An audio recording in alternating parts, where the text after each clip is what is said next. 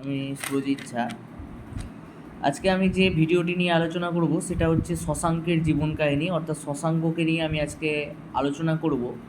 গুপ্ত পরবর্তী যুগের যে রাজা শশাঙ্ক, তার যে বিবরণ বা তার যে জীবনের তার যে আত্মজীবনী, তিনি জীবনে কী কী করেছিলেন সেগুলো নিয়ে আমি আজকে বিস্তারিতভাবে আলোচনা করব। তো আজকে আমাদের টপিক হচ্ছে কি না, আজকে আমাদের টপিক হচ্ছে শশাঙ্ক, গৌড়াধিপতি শশাঙ্ক। শুধু শশাঙ্ক না, তিনি ছিলেন গৌড়াধিপতি শশাঙ্ক। ঠিক আছে, তার প্রতিভা এবং তার গুণাবলী বিশ্ব দরবারে প্রতিষ্ঠিত হয়েছিল এবং তিনি সারা বিশ্বকে বাংলার কাছে নতজানু করতে বা নতমস্তক করতে তিনি সাফল্য লাভ করেছিলেন। কে ছিলেন এই গৌড়াধিপতি শশাঙ্ক, সেটা আগে আমাদের জেনে নেওয়া উচিত। তো যেহেতু ইতিহাসকাররা বিভিন্ন ইতিহাসকারদের মতে ইনি ছিলেন পরবর্তী গুপ্ত বংশীয় একজন রাজা।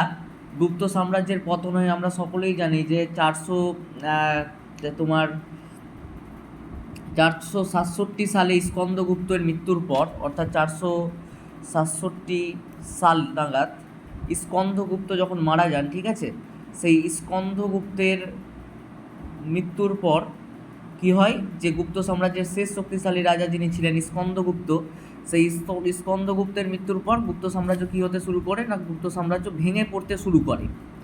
ঠিক আছে, এরপরে কি হয়, এরপরে গুপ্ত সাম্রাজ্যের যিনি শেষ রাজা ছিলেন, অর্থাৎ গুপ্ত সাম্রাজ্যের শেষ রাজা, শেষ দুর্বল রাজাও বলা যেতে পারে, যার নাম ছিল হচ্ছে কি না মহাসেনগুপ্ত। ঠিক আছে, সেই মহাসেনগুপ্তকে সেই মহাসেনগুপ্তের সময়কালে, ঠিক আছে, গুপ্তর সময়কালে বাংলায় বিশৃঙ্খলা দেখা দেয়। অর্থাৎ বাংলার বিভিন্ন প্রান্তে কি হয়, বিশৃঙ্খলা ছড়িয়ে পড়তে শুরু করে। অর্থাৎ সেই সময় বিভিন্ন রকম বিশৃঙ্খলা দেখা দেয়, কেউ মানছিল না, ঠিক আছে, রাজাকে কেউ মানছিলেন না, যেটা দুর্বল শাসক হলে হয় আর কি, সেটাই ঘটেছিল কার না মহাসেনগুপ্তের সময়কালে। ঠিক আছে, সেই সময়ই এই বাংলার হাল ধরেন কে না গৌড়াধিপতি শশাঙ্ক। বিভিন্ন শিলালিপি, তাম্রলিপি এবং বহু জায়গায় খোদিত আছে, বহু গুহাচিত্রেও খোদিত আছে কি যে শশাঙ্ককে গৌড়াধিপতি বলে আমরা উল্লেখ করে থাকি, বা শশাঙ্ককে আমরা গৌড়াধিপতি বলে থাকি। ঠিক আছে, আমাদের এবার জানতে হবে যে এই শশাঙ্কের ব্যাকগ্রাউন্ড কি, কে ছিলেন এই শশাঙ্ক। তো অনেক জনের মতে তিনি ছিলেন স্কন্দগুপ্ত বা মহাসেনগুপ্তের বংশধর। ঠিক আছে, আবার যেহেতু তারও নাম ছিল নরেন্দ্রগুপ্ত বা নরেন্দ্রাদিত্য, অর্থাৎ শশাঙ্ক ছিলেন তার উপাধি, তার আসল নাম ছিল কি নরেন্দ্রাদিত্য, অনেকে বলে, বা অনেকে বলে কি নরেন্দ্রগুপ্ত। ঠিক আছে, নরেন্দ্রগুপ্ত, এই নরেন্দ্রগুপ্ত থেকে তাকে গুপ্ত বংশের কি ধরা হয়, পরবর্তী শাসক ধরা হয়, যেহেতু তার নামের পরে কি ছিল নরেন্দ্রগুপ্ত ছিল, নরেন্দ্রাদিত্য বা নরেন্দ্রগুপ্ত, নীরেন্দ্রগুপ্ত লিখে দিয়েছি আমি, নরেন্দ্রগুপ্ত। ঠিক আছে, নরেন্দ্রগুপ্ত, তাই এই গুপ্ত থেকে তাকে কি বলা হয় যে তিনি নাকি গুপ্ত বংশেরই বংশধর ছিলেন।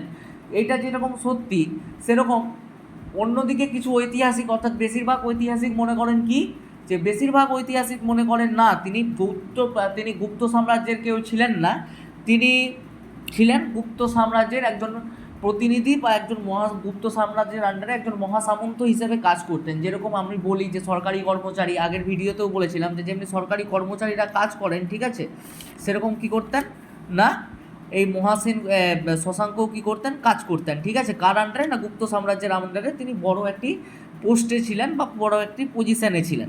কোথায় থেকে আমরা এটা জানতে পারি যে এটার প্রথম উল্লেখ আছে মগধ রাজ্যের, ঠিক আছে, কোথায় না মগধ রাজ্যের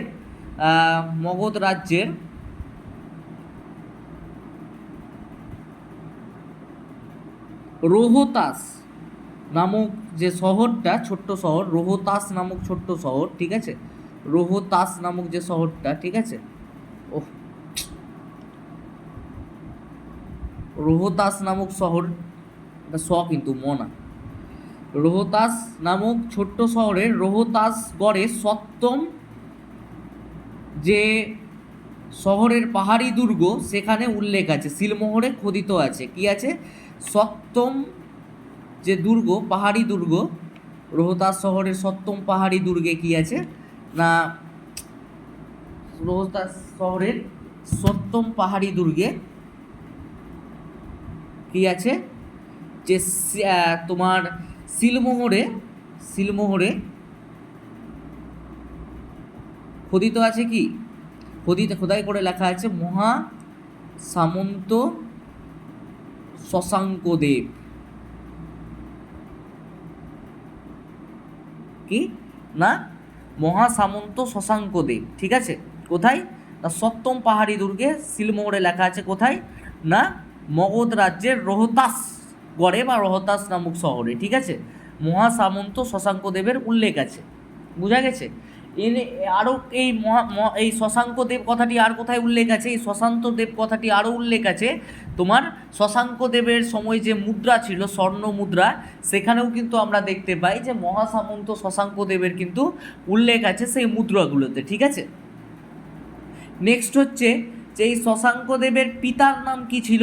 তো অনেকজনের মধ্যে এই শশাঙ্কদেবের পূর্বসূরি, ঠিক আছে, অনেকজন বলেন যে না মহাসেনগুপ্ত ছিলেন, কেউ কেউ আবার বলেন যে না এনার পিতা হচ্ছেন কে, এনার পিতা হচ্ছেন যে কে না কর্ণদেব, যিনি কর্ণ সুবর্ণ নগরী প্রতিষ্ঠা করেন, সেই কর্ণদেব ছিলেন নাকি এনার পিতা, ঠিক আছে। যদিও এটা নিয়ে বহু মতবিরোধ আছে। তিন ধরনের জানা যায় এখান থেকে, যে তিন ধরনের জিনিস এখান থেকে জানতে পারা যায়। যে কেউ কেউ বলেন যে না এনার পিতা ছিলেন মহাসামন্ত শশাঙ্কের পিতা ছিলেন নাকি মহাসেনগুপ্ত, যেহেতু নরেন্দ্রগুপ্ত তাই তার পিতার নাম ছিল মহাসেনগুপ্ত। আবার কেউ কেউ বলেন যে না ইনি কর্ণদেবের পুত্র ছিলেন, যিনি কর্ণ সুবর্ণ প্রতিষ্ঠা করেন। আরেকটা জানা যায় যে ইনি নাকি জয় যে নাভ, ঠিক আছে, সেই জয় নাভের পুত্র ছিলেন, ঠিক আছে। তিনি 554 খ্রিস্টাব্দ থেকে 590 খ্রিস্টাব্দ পর্যন্ত শাসন করেন। যে জয়নাভ, অনেকজন বলেন যে না ইনি জয়নাভের পুত্র ছিলেন, ঠিক আছে। তো এটা নিয়ে বিভিন্ন মতবিরোধ আছে যে তিনি কার পুত্র ছিলেন, ঠিক আছে, কারণ যেহেতু লিখিত ইতিহাস নেই শশাঙ্কের, ঠিক আছে, তাই এইভাবে বলা যায় না। তো তিন ধরনের কথা বলে, কেউ কেউ তাকে বলেন, কিন্তু একটা আমরা নেগলিফাই করতেই পারি। কোন কথাটা, যে যেহেতু মহাসামন্ত শশাঙ্ক, তাই বোঝা যাচ্ছে যে শশাঙ্ক মহাসেনগুপ্তের অধীনে কিন্তু ছিলেন না। এখানে আরেকটা কথা বহুল্য, যে এখানে আবার অনেকজন বলেন যে তিনি নাকি মৌখৌরি বংশের মহাসামন্ত ছিলেন। সেই সময় যে পাঁচজন যে যখন মহাসেনগুপ্ত মারা যান 606 খ্রিস্টাব্দে, 606 খ্রিস্টাব্দে যখন কে না 606 খ্রিস্টাব্দ নাগাদ যখন মহাসেনগুপ্ত মারা যান, মহাসেনগুপ্ত যিনি ছিলেন গুপ্ত বংশের শেষ দুর্বল রাজা বা শেষ রাজা, তিনি যখন মারা যান মহাসেনগুপ্ত, তারপরে কী হন যে 5টি শক্তি, আঞ্চলিক শক্তির উত্থান ঘটেছিল, যার মধ্যে অন্যতম ছিল কি না থানেশ্বর, মালব, কনৌজ, গৌড় আর কামরূপ, যেটা বর্তমানে কামাখ্যা, ঠিক আছে। 5টি আবিষ্কার হয়, মানে 5টি আন্তর্জাতিক শক্তি হয়েছিল, ঠিক আছে। এই 5টি আন্তর্জাতিক শক্তির মধ্যে কে ছিলেন না ছিলেন এখানে, এটা যদি ভারতের ম্যাপ হয়, ঠিক আছে, ফর এক্সাম্পল, এখানে 5টা আন্তর্জাতিক শক্তির মধ্যে কি ছিল, 5টা আন্তর্জাতিক শক্তির মধ্যে এই সব পোর্শনে ছিল হচ্ছে কি গৌড়, বাংলা বিহার উড়িষ্যা মিলিয়ে গৌড়, ঠিক আছে। এইটুকু নিয়ে কি ছিল কামরূপ, এতটা ছিল না, এই পোর্শন জুড়ে ছিল কামরূপ, ঠিক আছে, কামরূপ, ঠিক আছে। এই মাঝামাঝি উত্তরপ্রদেশের জায়গাটায় কি ছিল, এই জায়গাটাই ছিল হচ্ছে কনৌজ, অত্যন্ত উর্বর ভূমি, যেটা নিয়ে পরবর্তীকালে আমি বলবো যে সংঘাত শুরু হবে, ঠিক আছে। এটা এত বড় ছিল না ম্যাপটা, যাই হোক, ঠিক আছে, এইটা না, ঠিক আছে, সমুদ্র, কনৌজ। আর এখানে কি ছিল না কনৌজের পরে এইসব জায়গায় ছিল মালব, আর ঠিক এসব জায়গায় ছিল কি থানেশ্বর, ঠিক আছে। এই 4টা সাম্রাজ্য ছিল কি, এই 4টা না 5টা সাম্রাজ্যের উত্থান ঘটেছিল কি কি না মালব, থানেশ্বর, কনৌজ, গৌড়, কামরূপ, ঠিক আছে। কামরূপ বর্তমানে কামাখ্যা, গৌড় তো এখন ভাগ হয়ে গেছে উত্তরবঙ্গ পশ্চিমবঙ্গ, ঠিক আছে। এবং কি ভুবনেশ্বর পর্যন্ত নাকি উড়িষ্যার ভুবনেশ্বর পর্যন্ত আগে গৌড় বিস্তীর্ণ ছিল, ঠিক আছে, বঙ্গ থেকে ভুবনেশ্বর পর্যন্ত জায়গাটিকে গৌড় বলা হতো। কনৌজ বর্তমানে উত্তরপ্রদেশের এরিয়াটা, থানেশ্বর আর মালব গুজরাটের কাছে, আর থানেশ্বর একটু উপরে, মানে ওই রাজস্থান থেকে তোমার জম্মু কাশ্মীরের যে মাঝের অংশটা সেই জায়গায় ছিল থানেশ্বর। ঠিক আছে, তো একটা কথা আমাদের ভেবে বোঝা উচিত, যদি অনেকজন বলেন যে মহাসেন গুপ্তের যদি ছেলে হতো তাহলে 606 খ্রিস্টাব্দে মহাসেন গুপ্ত মারা যান, কিন্তু যদি দেখা যায় ভালো করে ইতিহাসটা, যে গৌড় আবিষ্কার করেন কে না, গৌড় আবিষ্কার করেন বা গৌড়কে যে নির্মাতা তিনি ছিলেন শশাঙ্ক। কত খ্রিস্টাব্দে তিনি করেন? 600 খ্রিস্টাব্দে তিনি কিন্তু গৌড়কে আত্মপ্রকাশ ঘটান গৌড়ের স্বাধীন রাজা হিসাবে 600 খ্রিস্টাব্দে।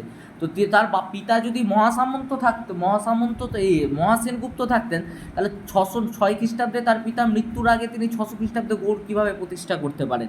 ঠিক কি না? এটা একটা কথা। তো এটা নিয়ে দুটো কনসেপ্ট একটা আছে, যে তিনি এইটুকু তো বোঝা যায় যে তিনি মহাসেনগুপ্তের ছেলে ছিলেন না, যদিও তিনি শশাঙ্ক, যদিও তোমার ধরে নিই আমরা কথার মানে যে তিনি গুপ্ত সাম্রাজ্যেরই কেউ ছিলেন, তো এইটুকু তো ক্লিয়ার যে তিনি মহাসেনগুপ্তের ছেলে ছিলেন না। দ্বিতীয়ত যদি বলা যায় যে মহাসেনগুপ্তের ছেলে ছিলেন না, তো তিনি কে ছিলেন? তিনি মহাসেনগুপ্তের আমলে তিনি কোনো একটা মহাসামন্ত হতে পারতেন। ঠিক আছে, এটা হওয়া যেত যে তিনি মহাসামন্ত, মহাসেনগুপ্ত তো খুব দুর্বল ছিলেন, তো তাই তাকে না মেনে তিনি একটা স্বাধীন রাজত্ব প্রতিষ্ঠা করে দিয়েছেন।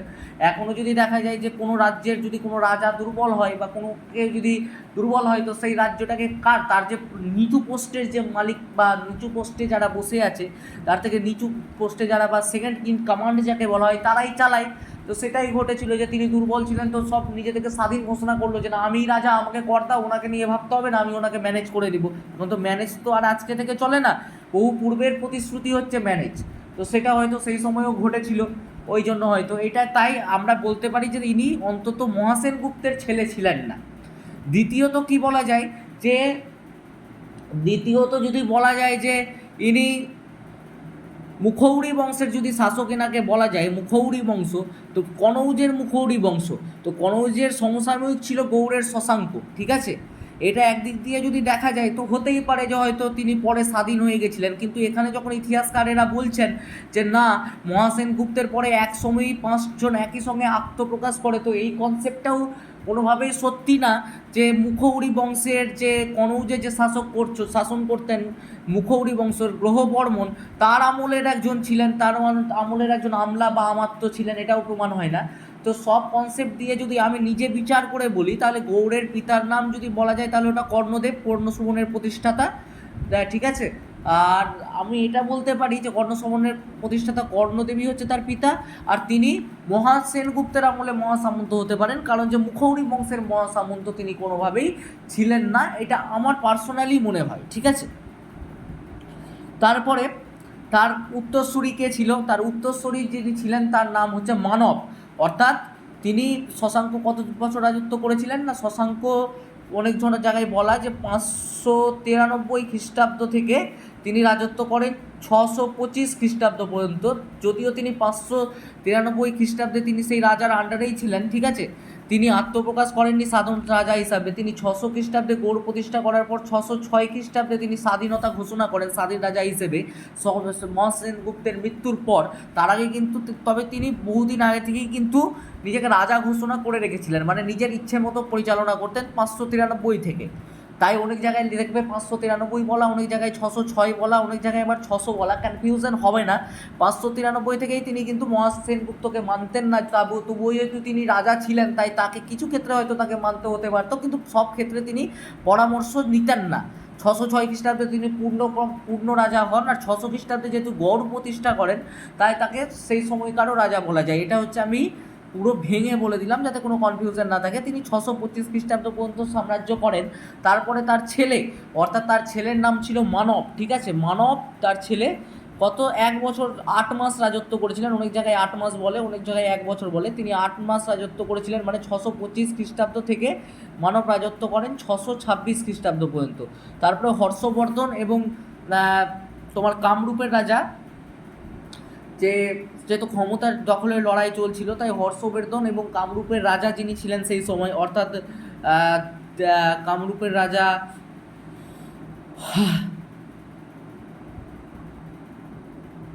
কি ভাস্কর বর্মন, তাদের আক্রমণে তিনি 1 বছরের বেশি টিকেননি, মানব হেরে যায় এবং সেটা পুরোপুরি হর্ষবর্ধনের যে হর্ষ যুগ সেটা শুরু হয়ে যায়। আমরা কোথায় থেকে শশাঙ্কের কথা জানতে পারি না, আমরা জানতে পারি শশাঙ্কের কথা কোথায় না, বাণভট্টের লেখা হর্ষচরিত থেকে, যিনি কার সভাকবি ছিলেন? হর্ষবর্ধনের। এবার আমি বলি যে শশাঙ্ক কিন্তু হর্ষবর্ধনের জাতশত্রু ছিলেন, অর্থাৎ নরেন্দ্রাদিত্য বা নরেন্দ্রগুপ্ত কিন্তু হর্ষবর্ধনের জাতশত্রু ছিলেন। কেন ছিলেন সেটা আমি একটু পরে বলবো। যে এই সাম্রাজ্যবাদের যে শক্তি, যে কে উত্তর ভারত জুড়ে কার সাম্রাজ্য প্রতিষ্ঠা হবে সেটা নিয়ে যে যে যুদ্ধ চলছিল, সেটি কারণ ছিল এদের মধ্যে শত্রুতার। আমি এটা ডিটেলসলি বলবো। তার আগে আমি শুধু এইটুকু বলে রাখি যে হর্ষবর্ধনের সঙ্গে কিন্তু শশাঙ্কের কোনোদিনই বনেবনা ছিল না, অর্থাৎ স্থানেশ্বরের রাজা হর্ষবর্ধনের সঙ্গে শশাঙ্কের কিন্তু সারা জীবনই ঝামেলা ছিল। এবং শশাঙ্ক যে উত্তর ভারত জয় করেছিলেন, এটা যথেষ্ট যদিও কারণ ছিল, যথেষ্ট কারণ ছিল শশাঙ্ককে না পছন্দ করার হর্ষবর্ধনের। কোনো কিছু তো এমনি এমনি হয় না, এর পিছনে যথেষ্ট ভ্যালিড রিজন ছিল। আমি বলবো তার বোনকে হত্যা করা, তার জামাইবাবুকে হত্যা করা, সব কিছুই আমি বলবো। তো এটা আমি ডিটেলসলি বলছি, ঠিক আছে, এটা আমি ডিটেলসলি বলছি, ঠিক আছে। তার আগে আমি একটু বলে দিই আরও যে এনার দাম্পত্য সঙ্গী কে ছিলেন, যে শশাঙ্কের বউ কে ছিলেন না, শশাঙ্কের বউ ছিলেন হচ্ছে সাইয়েদ বংশের বিজয় কীর্তি, অর্থাৎ শশাঙ্কের স্ত্রী বা বউয়ের নাম ছিল, এটা খুব টাফ কোশ্চেন না হলে আসবে না, তাও আমরা জেনে রাখি যে সাউয়েদ বংশের, এদ বংশের বংশীয় কি বিজয় কীর্তি ছিল, বিজয় কীর্তি, ঠিক আছে, কীর্তি ছিল, বিজয় কীর্তি, ঠিক আছে, ছিলেন কি না শশাঙ্কের ওয়াইফ ছিলেন কে না সাউয়েদ বংশীয় বিজয় কীর্তি ছিলেন শশাঙ্কের স্ত্রী। তার ছেলের নাম ছিল মানব এবং তার বাবা আমরা ধরব কর্ণদেব, ঠিক আছে, কর্ণ সুবর্ণের প্রতিষ্ঠাতা। যদিও এখন ধ্বংসাবশেষ ছাড়া আর কর্ণ সুবর্ণে কিছু নেই। চিরুটি স্টেশনের কাছে অবস্থিত এই কর্ণ সুবর্ণ, এখন ধ্বংসাবশেষ, হিস্টোরিক্যাল একটা প্লেস আমাদের ওয়েস্ট বেঙ্গলের মধ্যে, কেউ চাইলে দেখে আসতে পারেন, কিন্তু এটা ছাড়া আর কিছু নেই, ঠিক আছে।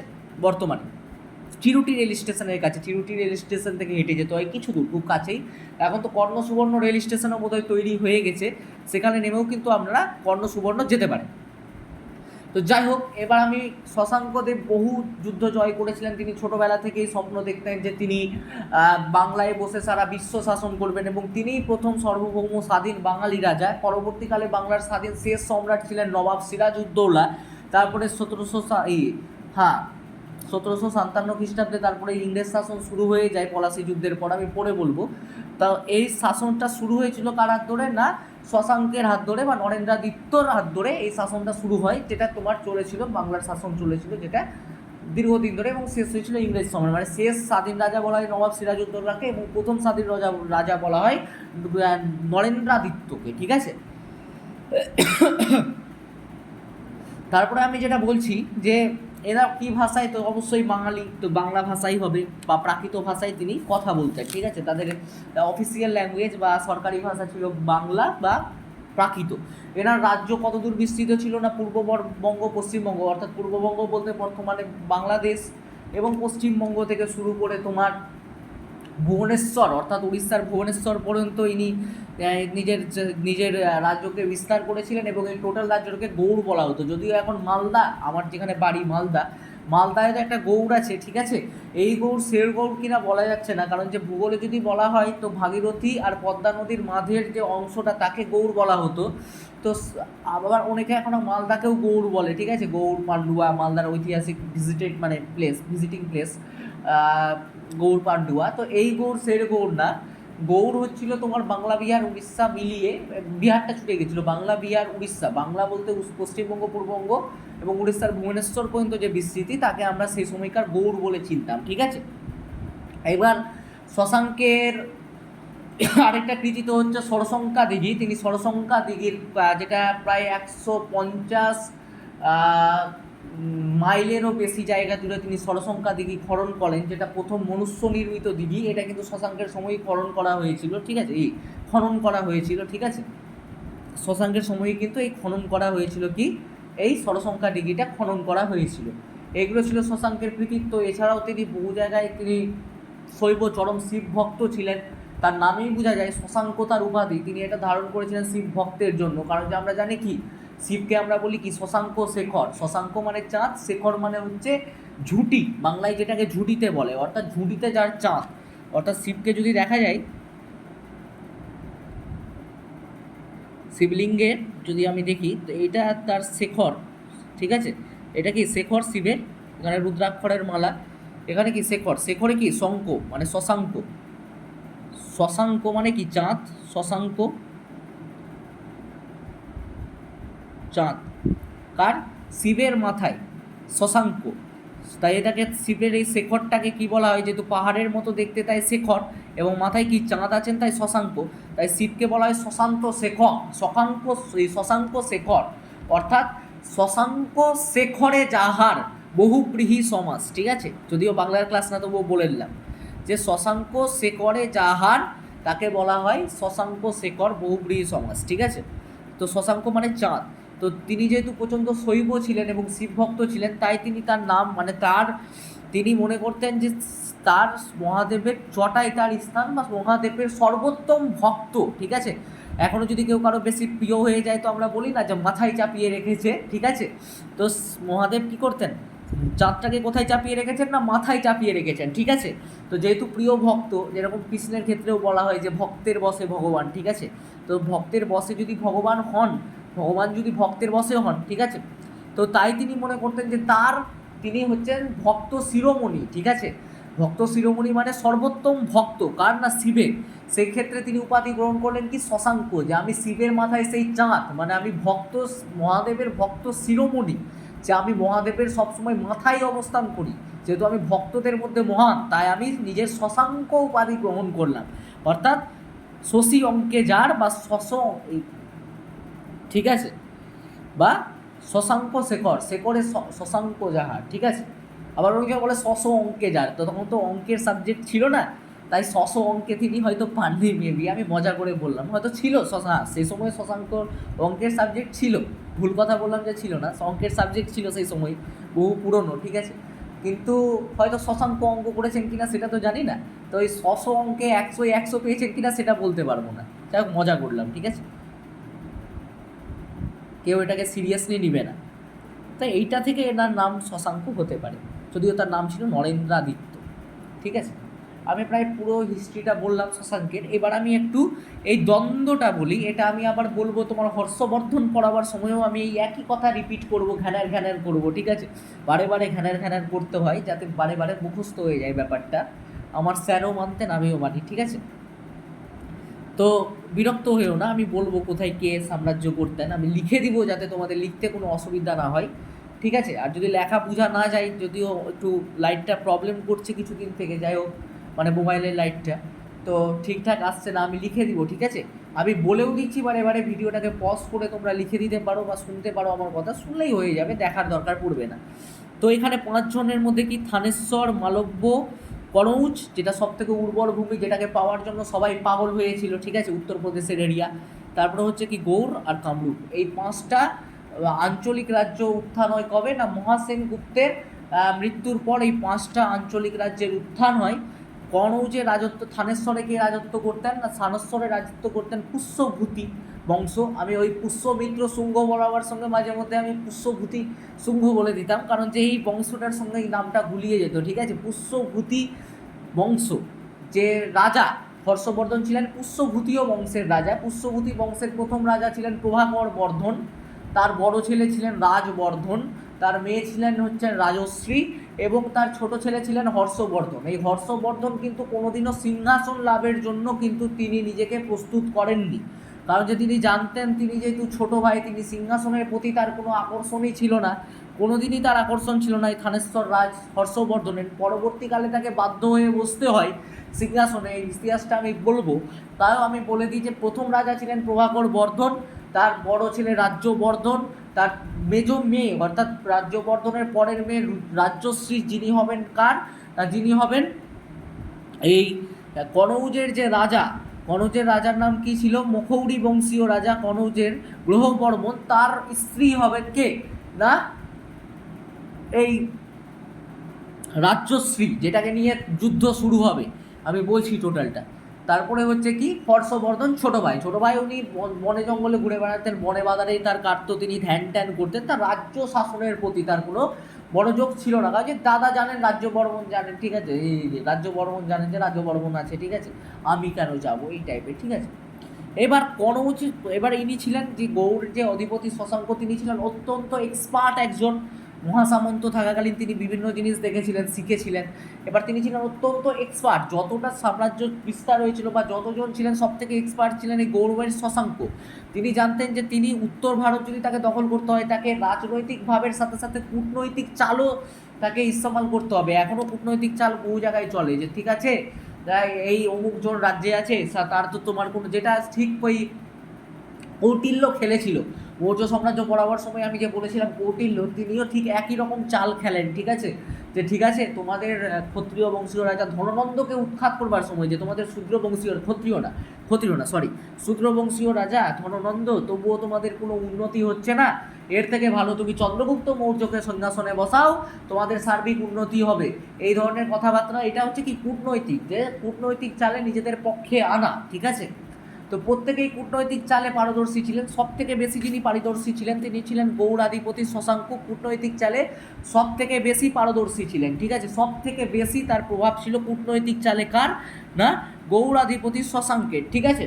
তো তিনি কী করলেন, যখন প্রথমে তিনি অপেক্ষা করেছিলেন, কারণ যে এখনও যুদ্ধ যে শুরু করে ইতিহাস তাকেই সবসময় দোষ দেয়, তাই তিনি যুদ্ধ শুরু করতে চাননি প্রথম দিকে, ঠিক আছে, যে ইতিহাস যাতে তাকে কলঙ্কিত না করতে পারেন বা তিনি তার নামে যাতে কলঙ্ক না রটে, তাই জন্য তিনি প্রথমে যুদ্ধ ঘোষণা করেননি। তিনি কতটা চালাক ছিলেন এই ঘটনাটা শুনলে তোমরা বুঝতে পারবা যে তিনি কতটা দ্রুত রাজা ছিলেন বা কতটা চালাক রাজা ছিলেন, এই ঘটনা থেকে বোঝা যায়, ঠিক আছে।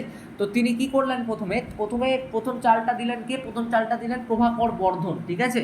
প্রভাকর বর্ধন দেখছেন যে না, থানেশ্বর একটা প্রচণ্ড শক্তিশালী রাজা, কনৌজ মানে কনৌজ যার পুরো উত্তর ভারত চার, এরকম একটা কনসেপ্ট সে সময় তৈরি ছিল, কারণ যে কনৌজের উর্বর ভূমি, আর আমি বারে বারে বলছি তখন তো কোনো ইন্ডাস্ট্রি ছিল না, তো পুরো অর্থনৈতিক ব্যবস্থাটাই কৃষি ভিত্তিক ছিল।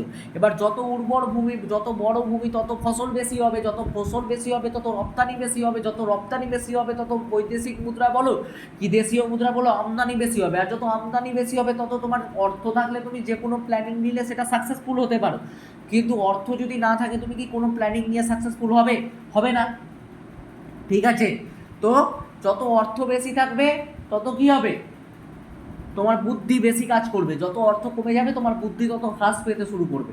তো এই অর্থটা খুব দরকার। তো তিনি প্রথমে বুঝতে পেরেছিলেন নাকি শশাঙ্ক, যে অর্থর জন্য কনৌজটা খুব দরকার, কারণ যে কনৌজের তোমার ইকোনমিক্যাল ব্যাকগ্রাউন্ড খুবই স্ট্রং ছিল।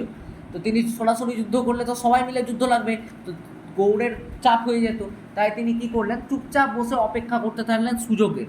সেই চালটাকে দিলেন প্রথমে প্রভাকর বর্ধন। তিনি কি করলেন, তার মেয়ে রাজশ্রীর সঙ্গে সুরক্ষা, যেহেতু শশাঙ্ক গ্রো করছে, একটা বিরাট বড় রাজা গ্রো করছে সেই সময়, এদিকে মালব্যরাজ দেবগুপ্ত ওত পেতে বসে আছে যে কখন দখল করবে, সবাইকে দখল করার চক্করে। এই টাইমে তিনি কি করলেন, নিজের শক্তি বৃদ্ধির জন্য থানেশ্বর রাজ যিনি ছিলেন, যার নাম হচ্ছে তোমার প্রভাকর বর্ধন, তিনি বৈবাহিক সম্পর্ক স্থাপন করে দিলেন কার সঙ্গে না, মুখৌরি বংশীয় রাজা গ্রহ বর্মনের সঙ্গে, যিনি কনৌজে রাজ করছিলেন। তিনি তার একমাত্র মেয়ে রাজশ্রীর বিবাহ দান করে দেন গ্রহ বর্মনের সঙ্গে। যখনই রাজশ্রীর বিবাহ হয়ে যায় গ্রহ বর্মনের সঙ্গে, তখন শশাঙ্ক বুঝতে পারেন যে এই চাল তো ঠিক না, ইনি তো অন্য কিছু করার চেষ্টা করছেন, ইনি বৈবাহিক সম্পর্ক স্থাপন করলেন, এরপরে হয়তো ইনি তার জামাতাকে নিয়ে, যেহেতু জামাতা কনৌজ থেকে তার শক্তি নিয়ে তিনি হয়তো আক্রমণ করতে পারেন গৌড়। তো তিনি তো গৌড়ের কথা বললে নিশ্চয়ই, তো এদিকে কে ভয় পেয়েছিলেন, মালব, যেহেতু দুটোই পাশাপাশি, তো দুদিক দিয়ে আক্রমণ করলে মালব দখল হয়ে যাবে, ঠিক আছে। তিনি ভয় পেয়েছিলেন, মালবরাজ দেবগুপ্তও ভয় পেয়েছিলেন, তাই তিনি কি করলেন, গৌড়ের সঙ্গে, গৌড়াধিপতি শশাঙ্কের সঙ্গে কন্ট্যাক্ট করলেন যে এইভাবে এরা বৈবাহিক সম্পর্কে চলে গেল, তো আমরা নিজেদের মধ্যে ভাগ বটোয়ারা করে নেবো। এখনও যেটা হয় দেশ জয়ের ক্ষেত্রে, যে আমেরিকা শাসন করছে, আমেরিকা একে সাপোর্ট করছে, তো রাশিয়া একে সাপোর্ট করছে, ঠিক আছে, কোনোদিন রাশিয়া আমেরিকা এক পক্ষে থাকে না, ঠিক আছে, এটা বহু পুরনো। তো যাই হোক, বহু পুরনো যেটা আমাদের কোনো লাভ নেই, তো বউ মাঝে মধ্যে বলে দিই, পারি না আটকাতে নিজেকে। তো যাই হোক, তো দেবগুপ্ত, মালব্য সম্রাট দেবগুপ্ত কী করলেন, গৌড়রাজ শশাঙ্কের সঙ্গে কন্ট্যাক্ট করলেন, বলছে ঠিক আছে এদেরকে দেখে নিচ্ছি, তুমি এক কাজ করো, বলছে কি, তো তুমি, মালব্যরাজ বললেন, গৌড়াধিপতি শশাঙ্ক বলছেন যে আমি পশ্চিম প্রান্তে, অর্থাৎ আমি এইদিকে সেনা বাড়াচ্ছি, আস্তে আস্তে সেনা বাড়াচ্ছি কনৌজের দিকে, এইদিকে আমি সেনা সংগঠিত করছি। ভয় পেয়ে কী করবেন, নো ডাউট কনৌজের যিনি রাজা গ্রহবর্মণ, তিনি সব সেনাকে কোথায় পাঠিয়ে দিবেন? গৌড়ের দিকে। তিনি ভাববেন আমি আক্রমণ করব, কিন্তু আমি আক্রমণ করব না, আক্রমণ করবে তুমি। যখন রাজধানী ক্লিয়ার হয়ে যাবে কনৌজের, তখন তুমি কি করবে? কনৌজ আক্রমণ করে দিবে, গ্রহবর্মণকে হত্যা করে কনৌজ দখল করে দিবে। বলছে ঠিক আছে। ঠিক এই ঘটনাই ঘটালেন তিনি। এখানে মিলিটারি, প্রচুর পরিমাণে মিলিটারি, তার পার্মানেন্ট মিলিটারি ছিল। গৌড়ের কিন্তু পার্মানেন্ট মিলিটারি ছিল, এটা বলা বাহুল্য। আগের কোনো রাজার সেরকম পার্মানেন্ট মিলিটারি ছিল না, শশাঙ্কের পার্মানেন্ট মিলিটারি ছিল, ট্রেন্ড মিলিটারি ছিল, ঠিক আছে। তো তিনি শশাঙ্কে এখানে সৈন্য বাড়াতে থাকলেন। কনৌজ রাজ দেখছেন গ্রহবর্মণ যে উদ্দেশ্য তো খারাপ, এইদিকে একই দিকে মিলিটারি বাড়াচ্ছে কেন, পশ্চিম দিকে মানে কনৌজের দিকে মিলিটারি বাড়াচ্ছে, এর ভালো লাগেনি। যে যাও সব সৈন্য যাও ওইদিকে, ওইটাকে প্রোটেকশন করো, কারণ যে শশাঙ্ক তখন শক্তিশালী রাজা, তার নাম যশ দিকে ছড়িয়ে গেছে, এর উদ্দেশ্য খারাপ আছে, যাও গিয়ে ওটা প্রোটেক্ট করো। যেই ওইদিকে গেল, সেই গ্রহবর্মণ কী করে, দেবগুপ্ত কী করে দিল, এই দিক থেকে অ্যাটাক করে দিল। কাকে? না গ্রহবর্মণকে অ্যাটাক করে দিল। সেই গ্রহবর্মণকে অ্যাটাক করে দিল কে? না দেবগুপ্ত। গ্রহবর্মণ তখন স্বল্প সৈন্য নিয়ে রাজধানীতে ছিল, অনায়াসে তাকে হত্যা করে সিংহাসন দখল করে দিল। এই খবর চলে গেল কোথায়? থানেশ্বরে। পলিটিক্সটা দেখো, তিনি কিন্তু সৈন্যটাকে এখানে রেখেই দিয়েছিলেন, আর এখান থেকে কী করলো? গ্রহবর্মণকে দিয়ে আক্রমণ করালেন কোথায়? না কনৌজ দখলের জন্য হত্যা করলো গ্রহবর্মণকে। এখানে দেবগুপ্ত সিংহাসনে আরোহণ করলো কোথায়? তিনি নিজে এসে কিন্তু সিংহাসনে বসলেন না, কারণ যে তিনি জানতেন যে থানেশ্বর আছে, আক্রমণ করবে, তাই তিনি রাস্তা ক্লিয়ার করছিলেন। একটা দাবার গুটি হিসাবে কাকে ব্যবহার করছিলেন? না এই দেবগুপ্তকে একটা দাবার গুটি হিসাবে ব্যবহার করছিলেন। অ্যাকচুয়ালি তিনি সবটা নিজেই দখল করবেন, আমি বলছি কী করে করবেন। তো তিনি কী করলেন, যখন দেবগুপ্ত এখানে দুর্বলভাবে, সাম্রাজ্য যখন হত্যা হয়ে গেছে, দেববর্মণের রাজশ্রী কী হয়েছে, রাজশ্রী কে বন্দি করা হয়েছে, তার থানেশ্বরের যে রাজকুমারী রাজশ্রী তাকে বন্দি করেছে, এই খবর গেল প্রভাকর বর্মণের কাছে যে তার জামাতাকে হত্যা করে দিয়েছে এবং রাজশ্রী তার মেয়েকে বন্দি করে রেখেছে। তিনি হার্ট অ্যাটাক করে গেলেন। বয়স্ক মানুষ আর কত চাপ নেবেন, হার্ট অ্যাটাক করে গেলেন, ঠিক আছে। তো যাই হোক, তিনি হার্ট অ্যাটাক যখন করে গেলেন, তো এটা খবর এলো ওর কাছে। রাজবর্মণ সিংহাসনে বসেন। রাজবর্মণ সিংহাসনে বসার সাথে সাথে কোনো কালো বিলম্ব না করে 10,000 সৈন্যবাহিনী নিয়ে তিনি অ্যাটাক করে দেন, ঠিক আছে। কাকে? যে দেবগুপ্তকে, প্রতিশোধের আগুন। তিনি যদি ভেবে চিন্তে করতেন যে শশাঙ্ক আছে, তাহলে হয়তো তার মৃত্যু হতো না, বাট না বুঝে শুনে তিনি কী করেন, এই রাজবর্মণ বা বর্ধন, ঠিক আছে, হর্ষবর্ধন এবং রাজশ্রীর দাদা 10,000 সৈন্য নিয়ে আক্রমণ করে দেন। কার উপরে? না কনৌজের উপরে। তার বাবাকে হত্যা করেছে, তার জামাইবাবুকে হত্যা করেছে, তার বোনকে বন্দি করে রেখেছে, ঠিক আছে। তাই তিনি আক্রমণ করে দেন। তিনি দেবগুপ্তকে অসহায় পেয়ে, দেবগুপ্ত বলছে উনি আসছেন, আমি দুর্বল অবস্থায় আছি, শশাঙ্ক তুমি সাহায্য করো। শশাঙ্ক বলছে ভাড় মেয়ে যায়, ঠিক আছে, বলছে ভাড় মেয়ে যায় বলে তিনি কী করলেন, তিনি তো সাহায্য করলেনই না। শশাঙ্ক তার যে এই সৈন্যটা তাকে ফেরত করে নিলেন কোথায়? গৌড়ে। তার পশ্চিম বাহিনীতে দেখো, শশাঙ্ক তো চাইলে সাহায্য করতেই পারতেন, তাহলে মিলিটারি তো এখানেই ছিল, এখানেই কৌনস। যখন এখান থেকে 10,000 সৈন্য নিয়ে আসছে, এই সৈন্যটাকে পাঠিয়ে দিলেই তো তিনি বেঁচে যেতেন। কিন্তু শশাঙ্ক বললেন ভাড় মেয়ে যায়, কাজে দরকার নাই, আমি একা রাজত্ব করবো, তুমি আমার গুটি ছিলে, কাজ হয়ে গেছে, যাও বড়ো তুমি, আমি মালব্য দখল করে নেবো, ঠিক আছে। যাই হোক, রাজ্যবর্মণ এসে যখন হত্যা করলো একে, রাজশ্রীকে যখন মুক্ত করতে গেল, ঠিক আছে, তখন রাজশ্রীকে মুক্ত করতে যাওয়ার আগেই কী করলো, যখন দুর্বলভাবে এখানে রাজ্যবর্ধন শাসন করছে, সেই সময় শশাঙ্ক অ্যাটাক করে কী করলো, রাজ্যবর্মণকে হত্যা করলো, ঠিক আছে। রাজ্যবর্মণকে হত্যা করলো এবং কামরূপের যে রাজা, কামরূপের যে রাজা ছিলেন, কী ছিলেন, কামরূপের রাজার নাম কী ছিল? ভাস্কর বর্মণ। তার সঙ্গে চুক্তি করলেন যে ঠিক আছে, আমি আপনাকে কিছু দেখবো, আপনি আমাকে কিছু দেখেন। এই চুক্তি করে কী করলো, রাজনৈতিকভাবে তিনি পুরো উত্তর ভারতটা, কিছু যদিও হর্ষবর্ধন আসবে এবং হর্ষবর্ধন এসে কনৌজটা তার কাছ থেকে ছিনিয়ে নেবেন এবং থানেশ্বরটাও তার আন্ডারে যাবে না কোনো দিনও। এবং একসময় হর্ষবর্ধন তার ছেলে মানবকে মেরে 626 খ্রিস্টাব্দে গৌড় দখল করে দিবেন। তবে এটা বলা বাহুল্য যে শশাঙ্ক থাকাকালীন এটা তার স্বপ্ন পূরণ হবে না, ঠিক আছে। তো শশাঙ্ক কী করলেন, এই রাজ্যবর্মণকে হত্যা করলেন। হত্যা করার পর কী করলেন, একটা পার্মানেন্ট রাজ্য গঠন করলেন পুরো উত্তর ভারত জুড়ে। তার একটা একচেটিয়া প্রতিষ্ঠা হয়েছিল, যদিও স্বল্প সময়ের জন্য হয়েছিল, তবুও কিন্তু হয়েছিল। তিনি কিন্তু পুরো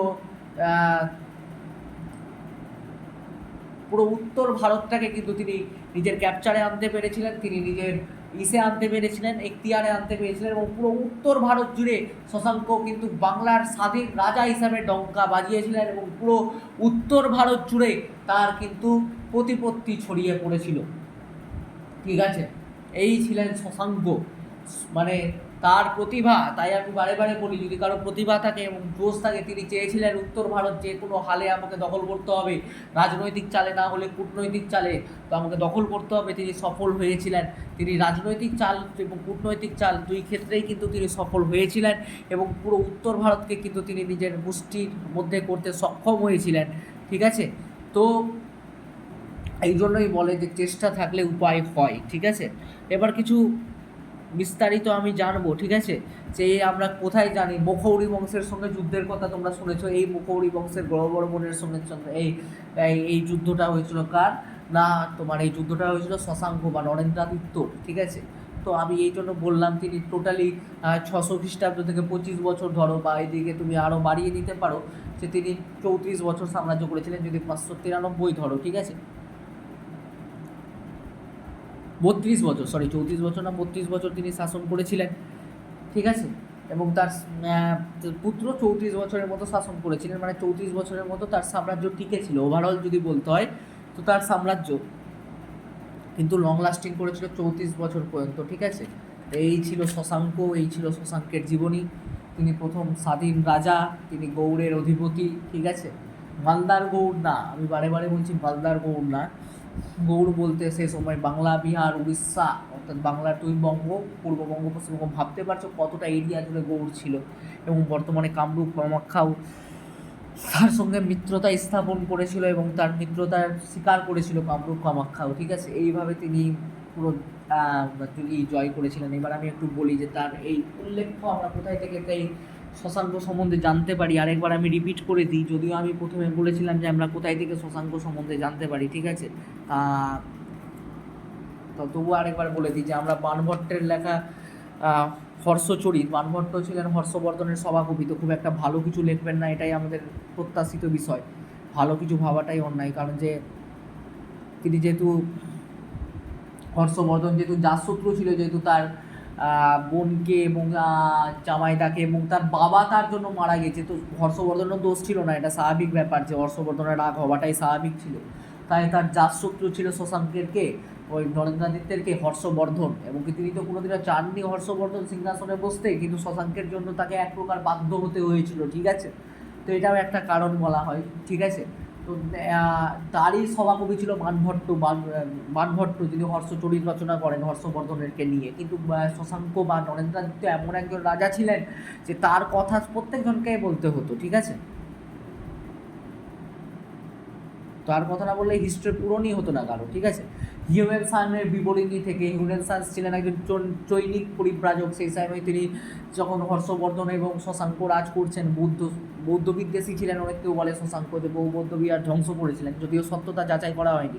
তো হিউয়েনসাংও খুব একটা ভালো কথা বলেননি, বাট হিউয়েনসাংয়ের বিবরণী যে পরিব্রাজক বলে যে বইটা হিউয়েনসাংয়ের, সেখান থেকেও আমরা এই চন্দ্রগুপ্ত বলছি, শশাঙ্ক বা নরেন্দ্রাদিত্যের কথা জানতে পারি। এছাড়া নরেন্দ্রাদিত্যের বিভিন্ন মুদ্রা থেকে আমরা সেটা জানতে পারি, বিভিন্ন খনন কার্যের ফলে আমরা জানতে পারি, বিভিন্ন তাম্রলিপি থেকে আমরা তার কথা জানতে পারি, ঠিক আছে। তো এইগুলো বিভিন্ন জিনিস থেকে, আমাদের উপাদান থেকে আমরা শশাঙ্কের কথা জানতে পারি। এবং আমরা শশাঙ্ক সম্বন্ধে আর্য মঞ্জুশ্রী কল্প বলে একটা যে আছে বৌদ্ধদের, সেই আর্য মঞ্জুশ্রী কল্প থেকেও আমরা কি জানতে পারি, আমরা এই শশাঙ্কের কথা বা নরেন্দ্রাদিত্যের কথা কিন্তু জানতে পারি। ঠিক আছে, তো অনেক ভালো লাগলো আজকে ক্লাসটা। আর আমি একটা কথা বলি যে আমি কোনো কষ্ট করে ভিডিওটা বানাচ্ছি, যদি ভালো লাগে অবশ্যই তোমরা কমেন্ট করে এবং জানাও। আমি কোনো কাজ পর্যন্ত কোনো ভিডিওয়ে বলিনি, আমি এই ভিডিওয়ে বললাম যে তোমরা চুপচাপ থাকলে আমি বুঝতে পারবো না যে আমি কেমন বুঝাচ্ছি। আর যেহেতু অনলাইন না, বা অনলাইনে যেহেতু এটা ফেস ভিডিও না, আমি কনফিডেন্সও পাচ্ছি না খুব একটা। তোমাদের রিপ্লাই তোমরা যদি জানাও কেমন ভিডিওটা হচ্ছে, আমি কনফিডেন্স পাবো। তাই আমি রিকোয়েস্ট করছি, ভালো খারাপ হোক জানাও, আমি আরও বেটার করবার চেষ্টা করবো, ঠিক আছে। আর ইনস্ট্রুমেন্ট কেনারও চেষ্টা করবো নতুন করে। ধন্যবাদ।